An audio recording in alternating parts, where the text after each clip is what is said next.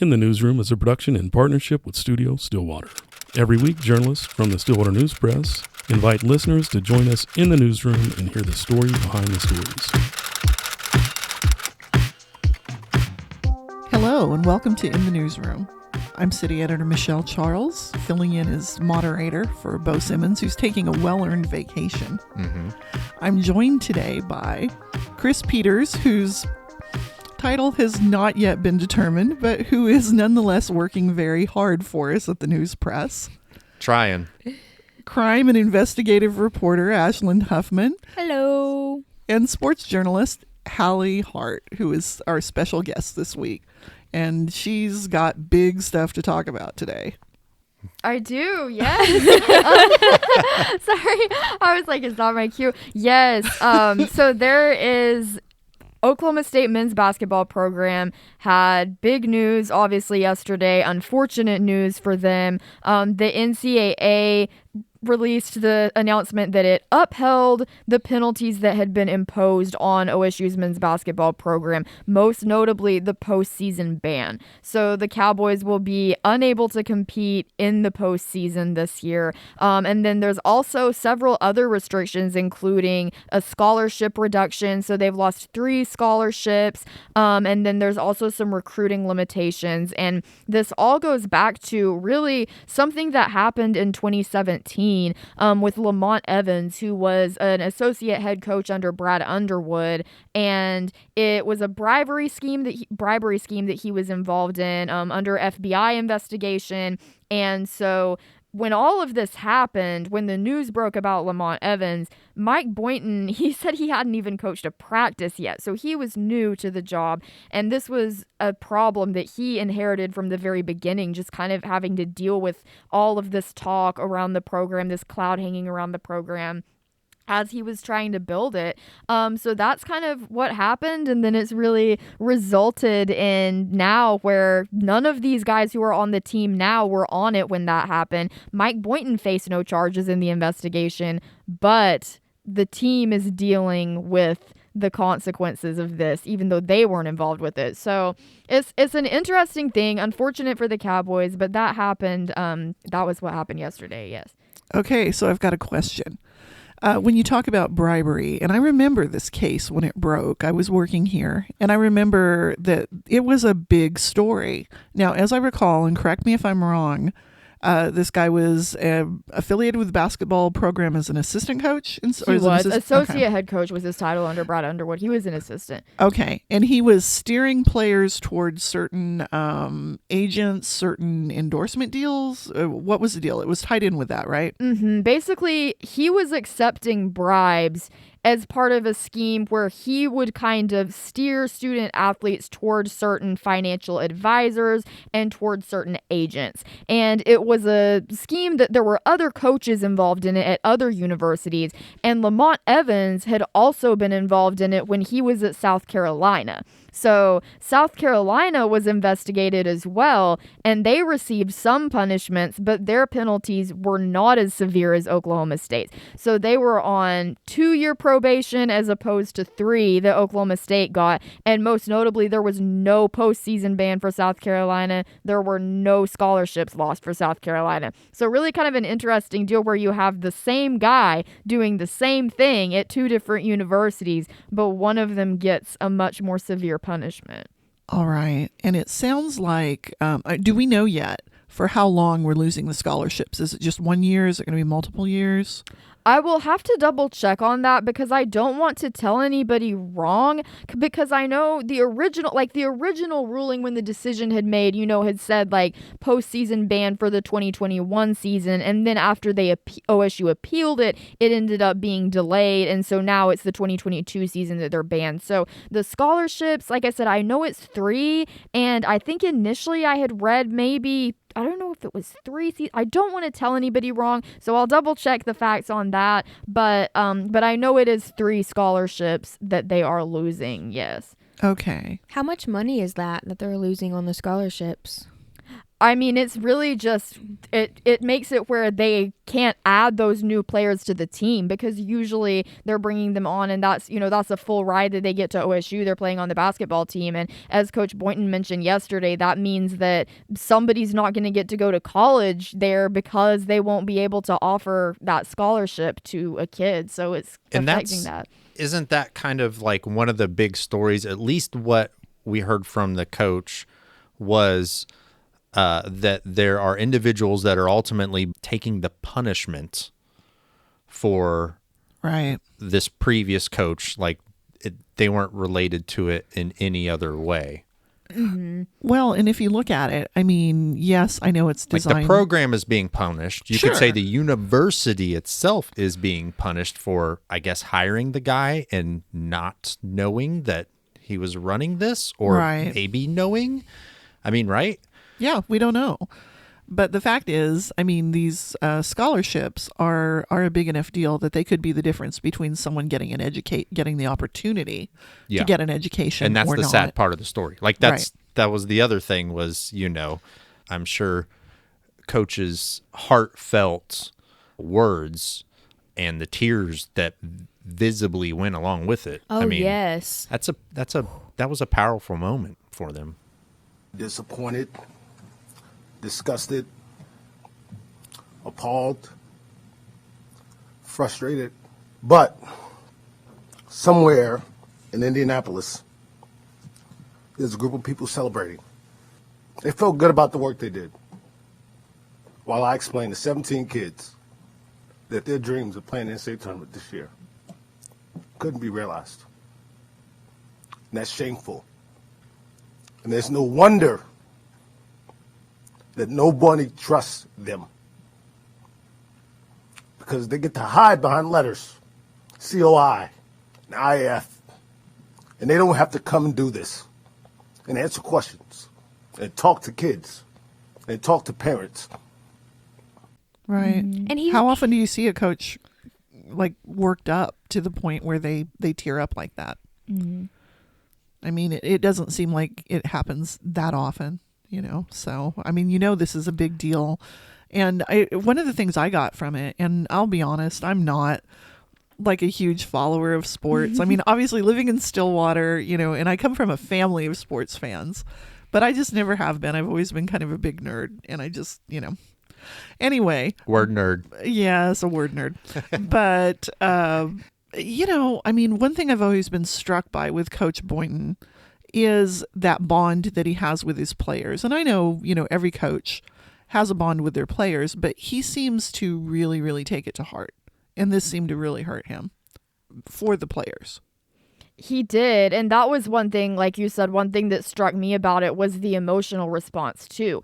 And as Chris mentioned, that's kind of what's happening is you have people caught up in it who had nothing to do with it. I think one thing that's important to remember is these players who are on the team right now, all of them were either in high school or in middle school when this stuff happened. So they were not at Oklahoma State at that time. They were not part of the program. They were, a lot of them just high school kids. And I think Rondell Walker had even posted, he posted on Twitter yesterday, like basically this was me when all this happened. And it was a picture of him as a sophomore in high school playing basketball. And now, fast forward a few years later, he's not going to get to play in an NCAA tournament. Isaac Likely, a senior on this team, who has stuck with this program through all kinds of adversity and been there as really, kind of a cornerstone of this team. Now he's a senior and he won't get to have a postseason for his senior year. So that's heartbreaking. And I think that you could see that in Mike Boynton's reaction for sure as he had tears streaming down his face. And I checked on the scholarship thing because I wanted to look that up. And it says over in Eli Letterman's story, he's with the Tulsa World. He said a loss of 3 scholarships over a to be determined period of time. And that's what I gathered from it too. I don't think that time has really been set yet, but no matter what, that's affecting future recruits who had nothing to do with it too. So that really is kind of the thing that I think is frustrating people, whether they're fans of Oklahoma State or not, is just how these people who had nothing to do with it, who weren't guilty of a violation, are the ones bearing the weight of the punishment. Now, talking to our sports editor, Jason Elmquist, last night, I was talking to him about the time frame and asking him to clarify some stuff for me, really explain it. And one of the things that Jason brought up was that, I mean, we're saying, okay, it's been 4 or 5 years, but the NCAA investigation couldn't begin until the 2-year FBI investigation was wrapped up. Then there was basically a year for the NCAA investigation, and then another year tied up in OSU's appeal. So, I mean, it is a long period of time, and it's a long time to wait for them, for them to bring the hammer down on you. And unfortunately, now you're dealing with kids with coaches who really had nothing to do with this. Yeah, but it's not. But it's not like the NCAA was just dragging its feet either. I mean, the FBI had a 2-year investigation into basically what accounted to almost like racketeering charges, right? The whole bribery thing started with the FBI, yeah, and that was all going through the SDNY cases, as they called it, the Southern District of New York. It was going through court, was where that was, and there were several universities wrapped up in that. And then after, like you said, after the FBI investigation was done, and Lamont Evans ended up in 2019 pleading guilty to bribery. So that was, that part, the criminal investigation part of it.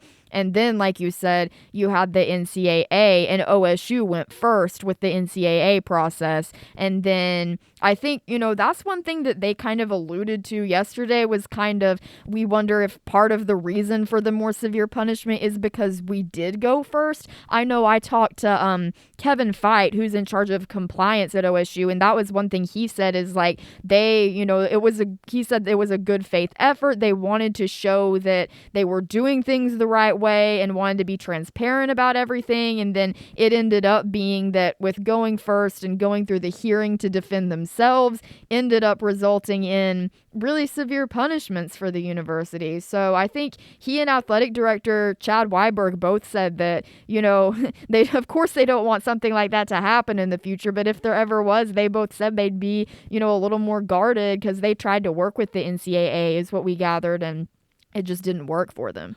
So they sort of felt like being open and, would show their good faith, and it didn't necessarily pay off. Right. One thing that occurs to me about this, too, I mean, this whole issue and, why the NCAA might really want to come down hard on this is, I mean, before, for this to really work, your kid has got to go on to the next level, right? I mean, they've got to go on and play in the NBA for there to be any value in being their agent. But now with name, image, and likeness in play for collegiate athletes, how do you think that impacts it? I think that's an interesting factor to look at because, part of the things that were talked about was Lamont Evans giving money to a player, student athletes receiving money.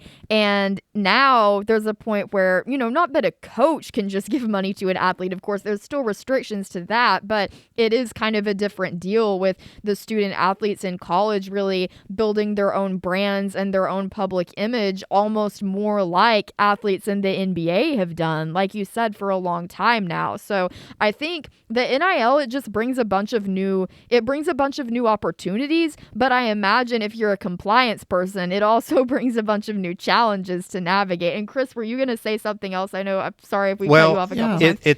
It's that whole blurring the line again between amateur and professional, right? Now we're going to choose that these players, they can be compensated in some way for this and that. It's, I guess ultimately, which way do you believe? Is the sport more pure if it's amateurs and that money's not involved? Or is it like, this is labor that, everybody is putting in. We all want to be paid for our labor, right? Right. So yes. We want it to have some value. And like you said, a small percentage is actually going to see that value really increase by making it to the pros. Most what the whole point of mixing sports with an education, a higher education, is that you can roll back on the higher education to, pursue another career that may not involve playing a game, right? Right. Mm-hmm. Right. I mean, I guess maybe it's me being a little bit cynical because I've always looked at, and I know there are people who are really really enamored with the idea of the purity of amateur sports. But I mean, if you look at everything from the Olympics to collegiate sports now, I mean, it's big business. Mm-hmm. It really is. Somebody's making a whole lot of money. And that's what it's interesting with the agents is I've noticed that some of the NIL brands that some of these players are with, it's not like Nike or Reebok or some big company. They're like basically what seems like a t-shirt screen printing business online that's like, hey, here, buy my t-shirt. It's got my special thing on it. But what's stopping those companies from working with the agents on the back end that's on the private side? That's a good point. And to say, hey, when that guy goes pro, we've already got that relationship because that's what it's about, right? It's about having those relationships with the players. Well, and I think not only that, but it seems to me that it's another opportunity for people to make money off these kids. Mm-hmm. Because now, you could have potentially, I would assume. And you can't make money if you don't have a relationship. Agents or representatives coming to them and saying, okay, this is, we don't know if you're going to go to the NBA or how long a career lasts. So you got to capitalize on this while you can. I can help you. I can make connections. I can help you do this to the maximum extent. But, they're going to get a share of it. It just feels like another opportunity. And the NCAA is not set up to regulate that. Yeah, I don't know. I mean, I feel like in some ways it's a good thing for the student athletes. In other ways, it's another opportunity for them to potentially be taken advantage of. But having said that, this is completely separate from what's going on with OSU and these penalties right now. I just think it's really interesting how the elements of business and ethics and education and the purity of the sport all get kind of mixed in together and how they bump into each other, I don't know. What are you thinking about all this, Hallie? I agree with that. I think one thing about sports journalism is, of course, there's so much of, the day-to-day covering the games and all that, but it really is business journalism ties in with it. Law ties in with it. As I saw yesterday, reading through the NCAA papers about the appeals situation and learning more about compliance and what's considered, a level 1 violation and all that kind of stuff. There really is so much wrapped up in it, but I think, as you mentioned, as far as the NIL opportunities, I mean, I'm all for student athletes getting paid personally, because the way I look at it is when I was in college, I was getting paid to just sit there and write about them as they were active on a basketball court or football field or whatever. And so it's kind of like, if I'm doing that, then I think, hey, they should be paid for what they're doing too. But as you mentioned, there is kind of that complex side to it as far as, people have talked about the exploitation of college athletes, which unfortunately is a very real thing sometimes. But then it makes it, like you said, does that just make that problem appear in another form if it's businesses taking advantage of them? So I think there are some great opportunities out there for student athletes, but I think it's just kind of, figuring out the right ways to navigate that and working with companies that are benefiting them instead of just the companies profiting off the athletes. So I don't know, there's so much tied up in it, but I do think it's fascinating. How do you think this is going to affect the team as far as just performance wise? If they can't do as many scholarships, I mean, there's also the aspect of it's going to make them harder to recruit. Or were they worried about having any players transfer because of this? Like, how, as far as the team winning games, like being an awesome basketball team, how does this maybe affect that? Well, I haven't heard any transfer talk, but one thing to me that's fascinating about the scholarships is everybody on the team has that extra COVID year, as they called it, because, there is that extra year of eligibility that was gained. And so it's kind of like, then, how does that factor in with once you get scholarships, once you're recruiting, all that kind of stuff. And so I think I say that. Did the winter sports get that? I'm questioning what I'm saying now because I know the spring sports did, but I'll have to. That's your I'll area. Have to look that, I would not know. But we get to help proofread sports. It doesn't mean we fully try to like comprehend sports. Right. But no matter what, I think it makes it interesting because you have a lot of guys on the team right now. And then if you're trying to recruit more than, like you said, you put that cap on it, what do? Can you not bring in new recruits this season? Because, you're not going to just kick someone off the team to make room. So that does have an impact going forward. But I do think just in general, as far as team performance, I don't think this team they can't pretend like it's not an issue. It's obviously something that's weighing over them, and they dream of playing in the NCAA tournament, especially last year, some of them who were on that team with Cade Cunningham and having that experience. And then some of these new guys who, if they haven't been before and they want to get that opportunity. So I think it's a big deal that impacts them, but at the same time, I think it's given them some extra fight, not just for themselves, but also for Coach Boyton, because I can tell these guys love Coach Boyton and they want to have his back no matter what. So I think that kind of, playing for him and using this to have an extra chip on their shoulder, I don't know, it could have some positive results. Not that it's a positive experience, but they could spin it to help the team too. So I have a question. Were there any repercussions for former coach Brad Underwood in relation to this? Not that I have heard. Is he still coaching anywhere? He is coaching in Illinois now. Oh, she's bringing out her phone. I know. I was going Okay. to say, I don't ever want to give false information. I unfortunately have not been following Brad Underwood as closely as I've been following this Oklahoma State program. Sure. But I do think it's interesting to see, I'm not that I would get this, but I think it would be interesting to see how he would react to this whole thing. If he had ever known that Lamont Evans was doing this, if this was something that came as a shock to him, what he thinks of Oklahoma State getting this punishment. So I don't know. That's a whole other interesting side, which Mike Boynton was an assistant under Brad Underwood too. Right. That's an interesting side to look at. I mean, I think just considering that it kind of happened on his watch, basically. Yeah. So I mean, I don't know. You kind of wonder about those things. I mean, I know now though that Ashlynd knows who Coach Boynton is. we do know that. I still couldn't pick him out in the crowd. You are literally the only one. I ran into him at you've Hideaway now taken and knew exactly who he You've was. taken a photo of him that's been published. Yeah, but remember, I couldn't find You should him go in the back and look at crowd. that photo more often. Yes, no. While Hallie's doing some research. Yes. I wanted to check myself, and sorry, go ahead. No, I was going to say Ashlynd and I. So my first time, I got to meet him actually at the homecoming football game on the sidelines. Jason introduced me, got to shake his hand, and we talked for 5 whole seconds about the Homecoming in Hoops remix that they did. And so Ashlynd and I were put on assignment to photo and video that event. And Ashlynd had a great time. Oh my God, I did not. She didn't dress for it, is what I've heard. Okay, so the thing is, I wanted to look professional, but also cozy, and I didn't have any cozy professional clothes. AKA warm.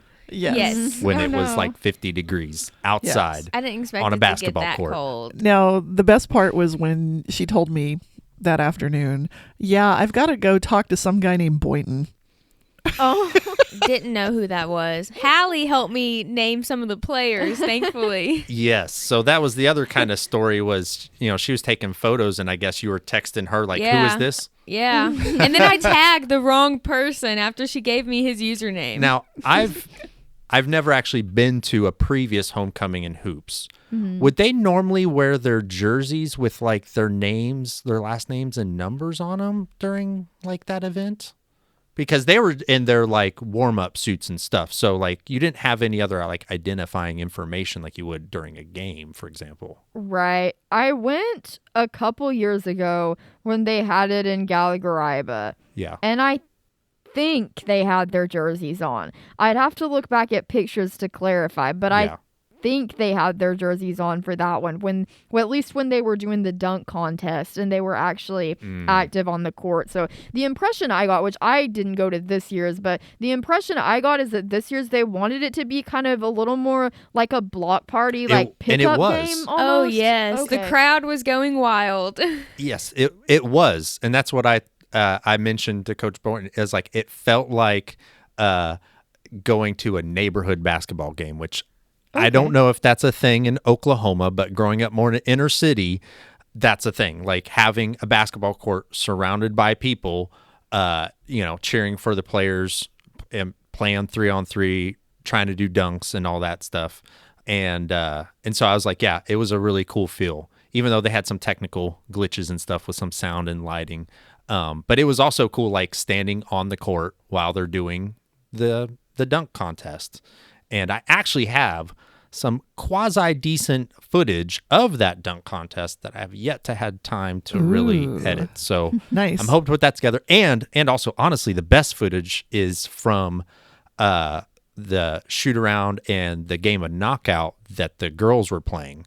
I got a bunch of great footage of that, and I just need to put that together, too. So this was the women's basketball team doing a shoot-around. And I've also got footage of, and I don't know the player, it was really dark, and they were wearing like a completely dark hoodie, but probably I could show you and you'd be able to identify her. But a girl dunking. Ooh, very good. Yeah. Cool. Those girls were so tall and so talented. And this was a short girl that dunked, really? by the way. Okay. Those girls are so talented. I was watching them. I was like, oh my gosh. It So was this amazing. is a woman who can jump. Well, it was also that basketball court, not to spoil Sure. this. I know. And the guys, by the way, do the same thing. And especially this is at a fraternity house. So this is a like their court. There that they is a play wrench with on the outside. back that makes Okay. it real easy to raise and lower the hoop. Okay. And so it might have been Okay. So lowered what? a little bit. But they were doing it to have fun. And that was the cool part, was seeing like, and I'd played tons of basketball when I was a kid. And not a whole lot, honestly, with women or girls growing up. And seeing some young girls like, yeah, crank that thing down a little bit. I'm going to see if I can dunk. That was actually really fun to see. Very cool. Now I'm going to tell on Ashlynd a little bit. Oh gosh. She kind of got in the way and kind of got hit in the shoulder during a pass, right? That Yes. missed, and she keeps saying that By whom? By whom, that Ashlynd? an Do you NFL remember? player hit I don't her. know. It's Desmond Mason. She keeps saying he played in the NFL, I don't know anything. and we're like NBA, Ashlynd, NBA. So the story to that is Desmond Mason and his son. His son was there dribbling, taking some shots, and I can't imagine he's 5 or 6 years old. And by the way, can He make a looks so shot. tiny. Yeah, and he can dribble. He's got some skills. He's got good genetics. Yeah. Desmond is near the 3-point line, could be like, from downtown. There you go. Desmond Mason shot an air ball. Am I the only one that doesn't It have hit a radio Ashlynd voice? right in the shoulder. Yeah. And I was like, and we were right underneath the basket. And he had And I the was like, "Heads audacity up." to say, look out. Like, dude, you look out. I'm doing my job. Now, here's the thing. Ashlynd didn't flinch. She did not, It bounced right off her. because she was focused. Because when she's working, No, she's like a she's- rock. She's solid. Yeah, she is. She's got muscle. Trained up her body that day. I was prepared. But But so that Yeah. was a funny thing, that she did not also realize who Right. he was. I still couldn't pick him out of a crowd either. Yeah. oh man. Well, I think honestly, a crowd around here, if you saw a guy that's taller than 6.5 feet, you might be like, might be, NFL or NBA, I think it's fair to say. exactly. Some exactly. sports, dude. So Hallie, where do you think this story goes from here? What are we waiting to find out? What do you think you're going to be following? What do you think your follow-up stories are going to be focusing on?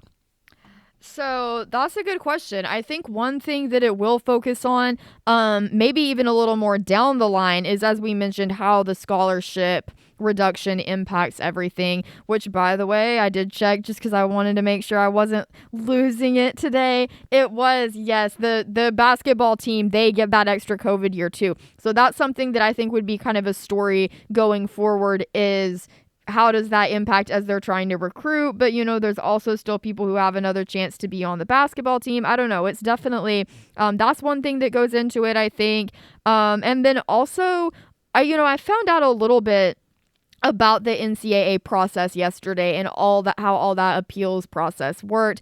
But I think it would be interesting to find out kind of even more about that and do some more research into these other schools that were being investigated. And really, I mentioned the disparities between Oklahoma State's penalties and South Carolina's punishments, but I think it'd be interesting to look even more closely at these other schools that have been investigated and see how all that really compares. And then also a storyline is just how the team responds. I mean, that's kind of the obvious storyline, but see kind of, who steps up as a motivator, how Coach Boyton handles it. Obviously, he's proven himself as a leader of these players, someone who really genuinely cares about them. So that's just a storyline going forward. But I know I saw someone had tweeted yesterday that Isaac Likely was on Instagram Live last night, already talking to people, basically saying, like, we're going to use this as fuel. Like, he's trying to have a positive attitude about it, which when I'm sure it's something that's really weighing on these players. They're trying to get the public hyped up, get the fans to come out to the games. So that's another thing, just game attendance, I think, is something to look at. How much is the community rallying around this team during this time, which seems to be a lot based on social media. Some of the things I've seen on social media, you've got people putting out email addresses and urging people to contact the NCAA. Mm-hmm. Basically let them know what they think about this, how little they think of this. Blow up their inboxes. Basically. Exactly. Lots and lots of feedback. And I mean, what about community reaction? I mean, aside from, shock, sadness, rage, what else are you seeing? Really just like you said, shock, sadness, rage is there, but also just support for Mike Boynton, I think is something that stands out so much. I know, you've got people like Rex Chapman, who not only is a former Kentucky and NBA basketball player, but also has kind of built his name up as kind of a Twitter celebrity who's known for sharing positive content. He was someone who was tweeting positively about Mike Boynton yesterday. There were national reporters. I mean, I saw OU people taking up for OSU yesterday. So that's How about the thing. That? It becomes a house divided. It becomes comes together. more than a fan situation. It becomes more of a kind of, this looks like a general unfair situation, regardless of who you're a fan of, was kind of the social media response. But of course, the OSU fans especially, you have people like, I'd run through a wall for Mike Boynton. I'd do anything for Mike Boynton. Like, I think the community already loves him, but I think the way he showed those tears and that genuine emotion yesterday, it was sad, but it also endeared him to the OSU fan base even more than he already had been. Oh, yeah. I watched that video and I was like, wow, this man really loves his team. Mm-hmm. Mm-hmm.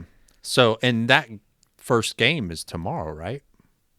It is. Yes, today is right, Thursday. because this is yes, Thursday. The exhibition's tomorrow. Yes, so this will probably be out unfortunately after the game, unless I can put some work in tomorrow morning. Maybe it'll beat the game. But okay, maybe, we'll but I wouldn't count on it. So this is Thursday afternoon, first game on Friday. Right. Well, that's the exhibition against UCO is Friday, and then they officially start the season Tuesday against UT Arlington. So that's going to be really the day that are the fans going to show up? Like, right. is this motivated people to, make Gallagher-Iba rowdy again? Show up and bring the noise. Yeah. Well, no, they're going with the rowdy phrase still, right? Is it? I hear bring the rowdy. I mean, I think rowdy is kind of associated like the the fog in rowdiest arena Kansas and all that stuff. Rowdy. Rowdy's the sports term. Okay. Well, I remember before, because I'm older, I remember before they expanded Gallagher-Iba and made it taller, and how insanely loud that place was. Yeah. How insanely loud it was. I mean, I'm sure other teams just kind of hated to go in there and be subjected to that because it was nuts. Yeah. So, if we can get back some of that, I think people are motivated. The people I see in my social media feed, super motivated, super supportive of the team, super disappointed, angry. I think they're going to show up and they're going to make some noise. All right. Friday and Tuesday. Go Yeah. Pokes. Okay. So I think that ought to do it for today. Thank you guys so much for sitting in. This was fun. Thank you, Hallie. Yes, Yes. thank you for having me as a guest. I appreciate it. Oh, no. We'll have you back for sure. I mean, sports is a big thing and, you're fun and we And it's like full you. of drama. Thank you. It is. That is true. That is true. They're very human stories. That's the thing. It's not just numbers. This is, humanity. This is, the agony and the ecstasy and tragedy and triumph. It's all the things. So, sports encapsulate all of that.